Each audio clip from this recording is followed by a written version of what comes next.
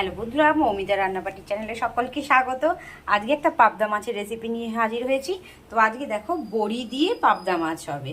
তো চলো রেসিপিটা তোমাদের সাথে শেয়ার করে ফেলি। আমি কড়াই গরম বসিয়ে দিয়ে দিয়েছি, তেল দিয়ে দেব। মাছটা আমি নুন দিয়ে হলুদ দিয়ে আমি ভেজে নেব। মাছটা ভাজা হতে হতে আমি একটি মশলা রেডি করে নিয়েছি। আমি নিয়েছি লঙ্কার গুঁড়ো, হলুদ গুঁড়ো, জিরের গুঁড়ো, ধনের গুঁড়ো, আদা বাটা আর পরিমাণ মতো নুন দিয়ে আমি একটি পেস্ট বানিয়ে নেব।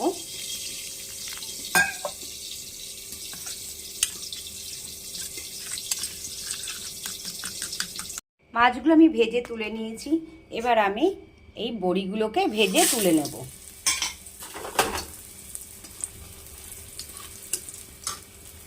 গরম কড়াইয়ের মধ্যে তেলের মধ্যে আমি এবার কালো জিরে ফোড়ন দিয়ে দিলাম।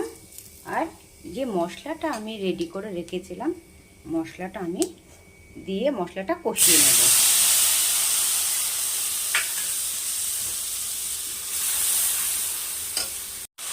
মশলাটা বেশ আমার কষানো হয়ে গেছে, কাঁচা মশলার গন্ধও নেই। এবার আমি পরিমাণ মতো জল দিয়ে দেব। ঝোল আমার ফুটে উঠেছে। এবার আমি মাছগুলো দিয়ে দেব।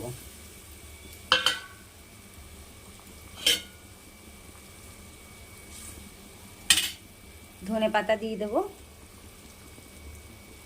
আর দিয়ে দেব বড়ি।